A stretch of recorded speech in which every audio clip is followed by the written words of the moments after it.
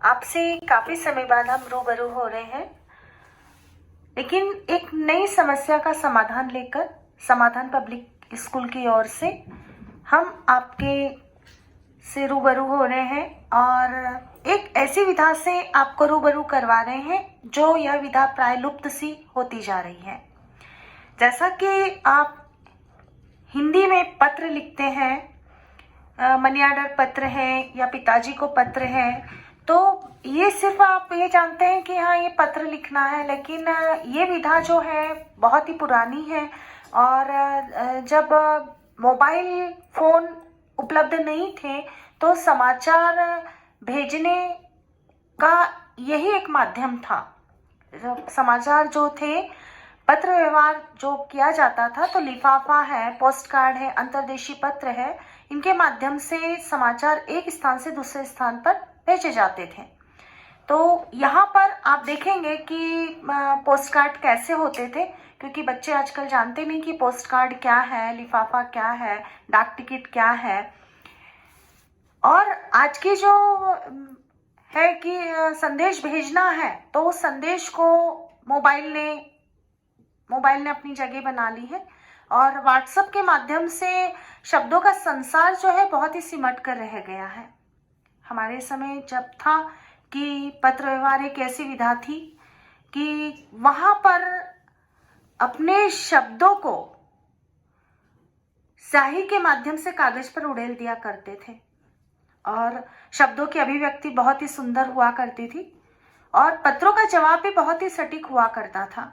हर पल पत्र का इंतजार रहता था, कभी बुआ, कभी नानी, दादी, मामा, मामी, सभी का। और पोस्टमैन जब आता था और नाम पुकारता था कि ये इस व्यक्ति के नाम का पत्र है, तो हम लोग, अगर हमारा पत्र आता था कि ये आपके पिताजी के नाम का पत्र है, तो हाथ में लेकर, उस समय 1997 में पलकों की छाव नामक फिल्म रिलीज हुई थी और राजेश खन्ना जी पर एक गाना जो था वो फिल्माया गया था। तो उसके बोल थे, डाकिया डाक लाया। तो हम भी बड़े ऊंचे स्वर में गाते थे कि डाकिया डाक लाया, खुशी का पैगाम कहीं कहीं दर्द नाम लाया। और लेकर के दादी नानी के सामने हम जानबूझकर गाते थे, क्योंकि दादी नानी पढ़ी लिखी नहीं होती थी और जब उन्हें लगता था कि पत्र आया है तो वह भी समाचार जानने की उत्सुक रहती थी और हमें तरह तरह के लालच देती थी। और उस समय हम चाहते थे कि हमें जो हम चाह रहे हैं, हमें जितने पैसे चाहिए या कुछ और चीज चाहिए, तो वो प्रलोभन हमें मिलता था और वो प्रलोभन देकर उस फरमाइश को पूरी कर दिया जाता था। तो हम भी एक बार नहीं, दो बार नहीं, जितनी बार वो पत्र सुनना चाहते थे तो हम पत्र सुनाते थे और साथ में जब वो पत्र लिखने को कहते थे तो हम लिख भी दिया करते थे। तो यहाँ पर आप देखें कि पत्र व्यवहार जो विधा यह है वो प्राय लुप्त सी हो गई है और आज का जो वीडियो है, इस विधा से हम बच्चों को रूबरू करवा रहे हैं, क्योंकि बच्चे इस विधा से अपरिचित है। शब्दों की अभिव्यक्ति जो है सिमट गई है और उसका रूप ले लिया है व्हाट्सएप ने, जो कि सीमित शब्द है।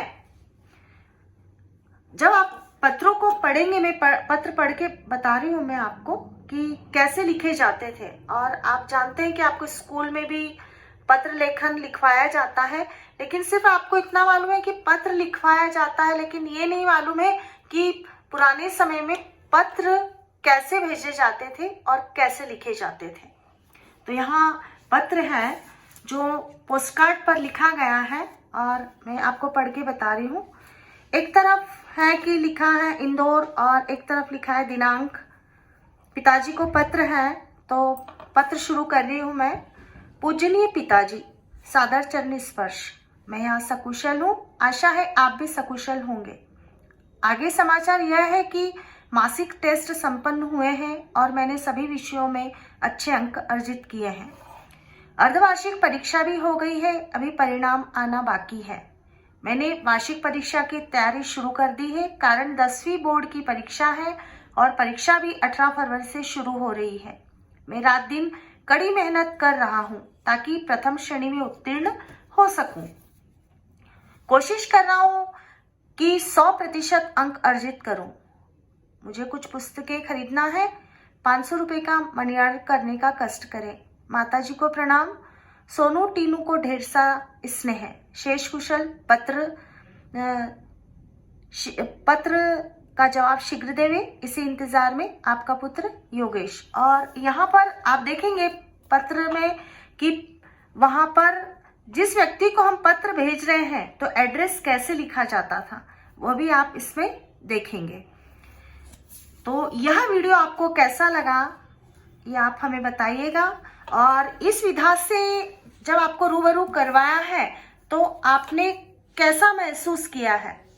साथ में ये तो पोस्टकार्ड पर लिखा हुआ पत्र है, लेकिन अगर विस्तृत रूप में लिखा जाता था तो 3 से 4 पेजेस में अगर लिखा जाता था कॉपी के पन्नों में तो उसे हम लिफाफे में डालकर भेजते थे। और उस लिफाफे पर तो डाक टिकट हुआ करता था, लेकिन कभी कभी ऐसा होता था कि ज़रूरी में हमें पत्र भेजना है और हम उस समय हमारे पास लिफाफा या पोस्ट कार्ड या अंतर्देशीय पत्र उपलब्ध नहीं है, तो हम एक सादे कागज पर और सादे लिफाफे पर हम भेज दिया करते थे। लेकिन वो पत्र जो था बेरंग पत्र कहलाता था और उसका जो भी चार्ज हुआ करता था तो वह जिस व्यक्ति को हम वो पत्र भेज रहे हैं तो वो चार्ज वहां पर उनसे लिया जाता था। कहा जाता था कि बेरंग पत्र जो है बिना रुके तुरंत जाता है, कि कोई ज़रूरी इसमें संदेश होगा तो वो पत्र रुकता नहीं था और पहुंचाया जाता था। तो ये पत्र जो थे 4 से 8 दिन में गंतव्य तक पहुंचते थे और फिर पहुंचने के बाद हमें रहता था कि अब जवाब आएगा, और उस जवाब के इंतजार में जब पत्र हमारे हाथ में आता था तो हम वही पंक्तियां गुनगुना दिया करते थे कि डाकिया डाक लाया।